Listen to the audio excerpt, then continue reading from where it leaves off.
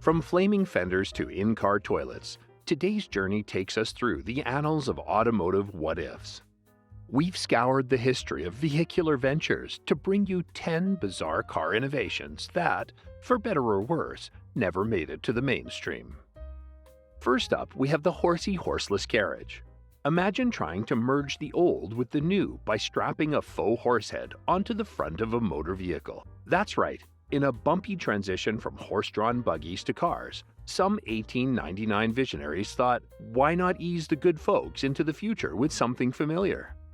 Enter the Horsey Horseless, complete with a hollow horse head meant for storing extra fuel, because nothing says safety like a flammable equine forehead. Despite the good intentions, it turned out horses weren't easily duped, and neither were people. The invention aimed to soothe the nerves of both the four-legged and two-legged kinds, but ended up as more of a head-scratcher. Turning up the heat at number 2 are the side-mounted flamethrowers. Originally intended as a crime deterrent in South Africa, the concept of outfitting your car with a flamethrower sounds like a scene straight out of a spy movie. BMW even entered the fray with its Blaster, a luxury car equipped to shoot flames at would-be carjackers.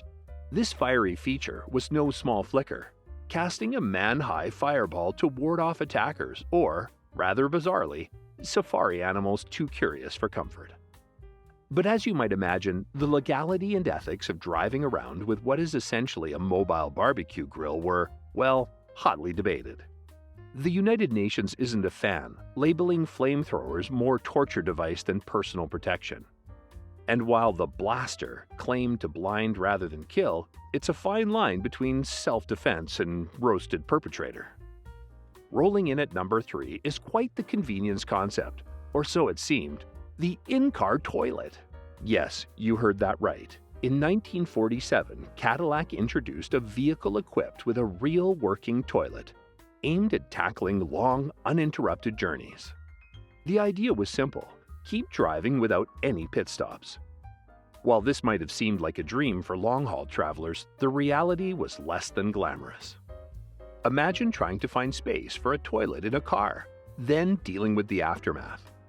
Issues ranged from splashing and spills to the unmentionable odors.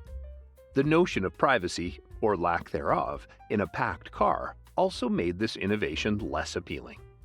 In 1951, Cadillac aimed to revolutionize parking with an ingenious solution: a retractable fifth wheel. Positioned between the rear tires, this additional wheel was designed to pivot the car smoothly into tight parking spots. The concept targeted the dreaded parallel parking, offering a futuristic fix to a common driver's dread. However, despite its potential, the fifth wheel was more cumbersome than convenient. It was prone to glitches, awkward to operate, and added unnecessary weight. Ultimately, this ambitious attempt to simplify parking proved too impractical for everyday use, leaving drivers to master the traditional method of maneuvering into those tight urban spaces.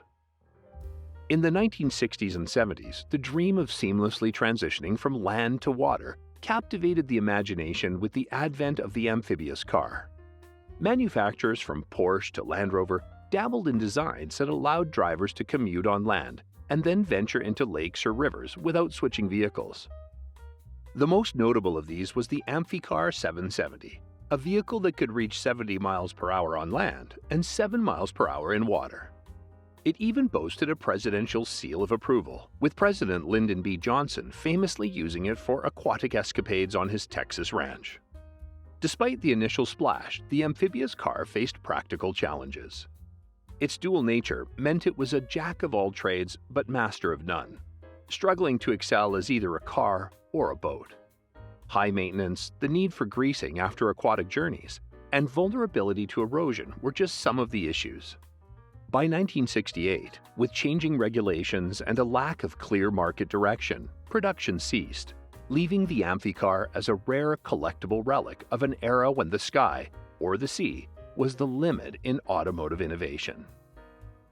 In the realm of why not automotive innovations, the exhaust hamburger fryer takes the patty. I mean the cake.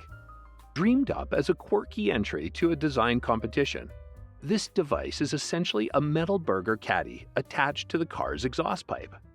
The idea is to use the heat generated from the exhaust to cook a burger, all the while keeping the food sealed off from the actual exhaust fumes. While the thought of a road trip paired with fresh, exhaust-cooked burgers might sound appealing to some hardcore grill enthusiasts, the practicality is as questionable as the taste might be. Cooking food with your car's exhaust raises a few eyebrows, not to mention concerns about food safety and the sheer logistics of flipping a burger in traffic. Despite its novelty, this innovation reminds us that just because we can theoretically cook a burger on the go doesn't mean we should abandon the good old-fashioned barbecue. Or the drive-thru, for that matter. In the inventive world of car safety, water-filled bumpers once splashed onto the scene as a potential breakthrough. The idea was simple, yet surprisingly effective. Encase water in the bumpers to absorb and dissipate the force of low-speed collisions. These hydro cushion cells, or hydraulic bumpers, as inventor John Rich called them, were essentially industrial-grade water balloons attached to the front and back of cars.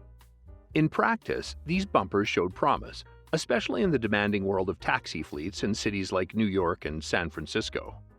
Early tests indicated a significant reduction in repair costs, downtime, and accident claims. The bumpers were capable of protecting both the vehicle and passengers, even allowing daredevils to place their heads or legs between cars during low-speed impacts without serious injury. Despite the initial splash and undeniable novelty, water-filled bumpers never soaked into mainstream automotive design. Modern advancements in bumper technology have significantly surpassed the performance of these watery protectors. Yet the ingenuity of using such a simple, abundant resource for vehicle safety remains a fascinating detour in the quest for more resilient and cost-effective car designs. In the mid-1950s, Chrysler spun a new tune into the automobile world with in-car phonographs. This wasn't just any old radio, it was a full-blown record player hooked up to the car's speakers. Picture this, you're cruising down Main Street, bopping to Elvis on a vinyl 45, right in your car. It sounds great, until you hit a pothole, and the needle jumps, scratching your favorite track. Yes, these mobile jukeboxes were all the rage among the Bobby Soxers, but practicality played second fiddle to cool factor. Flipping the record while driving was about as easy as changing a tire on the freeway. And let's not even talk about the summer heat warping your best records into vinyl frisbees. Chrysler's Highway Hi-Fi might have been a hit for a fleeting moment, but it quickly skipped out of favor as car-friendly media like 8-tracks and cassettes rolled in. Despite a recent vinyl revival, the idea of a car turntable remains a charming, yet impractical echo of the past. So, let's keep our records at home and our eyes on the road, shall we? In a quest to innovate car safety, the motorized seatbelt made a brief appearance in the automotive world. Introduced with a promise of hassle-free security, these belts aim to automatically wrap passengers in safety as soon as they close the door. The concept was simple: reduce the effort needed to buckle up and thereby increase seatbelt use. Initially, it seemed like a step towards a safer future. However, the reality of motorized seatbelts was less revolutionary. They were slow, often cumbersome, and frankly, a bit annoying for anyone in a rush. People found it quicker and less troublesome to buckle up manually. By the 90s, as airbag technology became standard and more efficient, the need for automatic seatbelts diminished. They became an oddity of the past, a reminder of an era of trial and error in safety design. The hover car, once the staple of science fiction, teased the imagination with the promise of gliding over roads and rivers alike. The military's use of hover technology, effortlessly navigating terrain with a cushion of air, inspired dreams of civilian applications. The Curtiss-Wright air car was one such attempt, powered by robust aircraft engines designed to lift vehicles above the ground. However, the leap from military marvel to everyday commuter car was fraught with challenges. The noise produced by the powerful engines was overwhelming, turning heads for all the wrong reasons. Furthermore, the fuel consumption of these airborne autos was exorbitant, making them impractical for the average driver. While the concept of skimming over traffic jams remains an alluring fantasy, the reality of hover cars in the urban environment proved too loud, too expensive, and too far ahead of its time. Now it's time to hear from you. Which of these bizarre car innovations do you wish had stuck around? Drop your pick in the comments below. And don't forget to subscribe to Vintage Vignettes for more videos like this.